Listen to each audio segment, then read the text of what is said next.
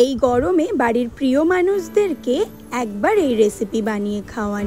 দেখবেন বাড়ির আশেপাশে থাকা 5 স্টার অথবা 3 স্টার হোটেল রেস্টুরেন্টগুলো হার মানছে আপনার এই রেসিপিতে।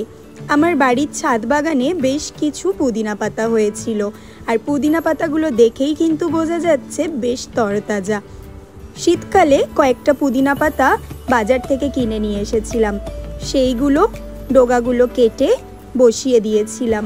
এই গরমের সময় যে এত উপকার পাবো তা সত্যি আশা করিনি। নিয়ে নিচ্ছি বেশ অনেকটা পরিমাণে পুদিনা পাতা। আমি এখানে শুধু পাতাগুলো ব্যবহার করেছি আর ডালগুলো কেটে বাদ দিয়ে দিয়েছি, তবে আপনারা চাইলে ডালগুলোও ব্যবহার করতে পারেন।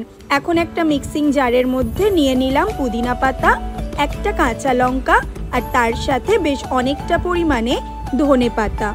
নিয়ে নিলাম হাফ চামচ গোটা জিরে, তার সাথে আমি এখানে দিয়ে দিচ্ছি চাট মশলা। আপনাদের কাছে যদি চাট মশলা না থাকে তবে আপনারা এখানে জলজিরাও ব্যবহার করতে পারেন। সাথে দিয়ে দিলাম স্বাদ মতো লবণ। এখন একটা ফাইন পেস্ট এখানে আমি বানিয়ে নিয়েছি। কোনো রকম জল ছাড়া আমি এখানে পেস্টটা বানিয়েছি, কারণ ধনে পাতা আর পুদিনা পাতার মধ্যেই কিন্তু বেশ অনেকটা পরিমাণে জল বেরিয়েছে। এখন একটা মিক্সিং বোলের মধ্যে নিয়ে নিচ্ছি বেশ অনেকটা পরিমাণে টক দই। আমি এখানে 300 গ্রাম টক দই ব্যবহার করেছি। আপনারা চাইলে বাড়িতে বানানো টক দইও ব্যবহার করতে পারেন।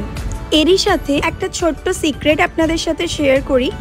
এই রেসিপিটা বানানোর সময় আমি এই মিক্সিং বোলটা আধা ঘন্টার জন্য ডিপ ফ্রিজারে ফ্রিজ করে রেখেছিলাম। এতে করে রেসিপিটা আরও বেশি সুস্বাদু হয়। একটা হ্যান্ড হুইস্কের সাহায্যে খুব ভালোভাবে দইটা ফেটিয়ে নেব যতক্ষণ না পর্যন্ত ক্রিমি স্ট্রাকচার চলে আসে। 300 গ্রাম দইয়ের জন্য আমি এখানে ব্যবহার করেছি 200 ml জল। প্রথমে অল্প জল দিয়ে খুব ভালোভাবে ফেটিয়ে নিচ্ছি, আবার সামান্য পরিমাণে জল দিয়ে এটাকে ফেটিয়ে নেব ওপর থেকে খুব ভালোভাবে ঝাঁক তৈরি হওয়ার জন্য। এই পর্যায়ে আপনারা চাইলে কিন্তু ইলেকট্রিক বিটারের ব্যবহার করতে পারেন, তবে আমার মনে হয় ইলেকট্রিক বিটারের থেকে হ্যান্ড হুইস্কের সাহায্যে যে ঝাঁকটা তৈরি হয় সেটা খেতে আরও বেশি সুস্বাদু হয়। আগে থেকে যে গ্রিন পেস্টটা বানিয়ে রেখেছিলাম সেটা দিয়ে দিলাম দইয়ের মধ্যে। আবারও প্রায় 10 মিনিট একইভাবে খুব ভালোভাবে মিশিয়ে নিতে হবে। মেশানো হয়ে গেলেই দেখা যাবে ওপরের দিকে বেশ অনেকটা বাবলস তৈরি হয়েছে। এর মানে আমার আজকের রেসিপি একদমই তৈরি হয়ে গেছে আমার আজকের গ্রিন লাস্সি।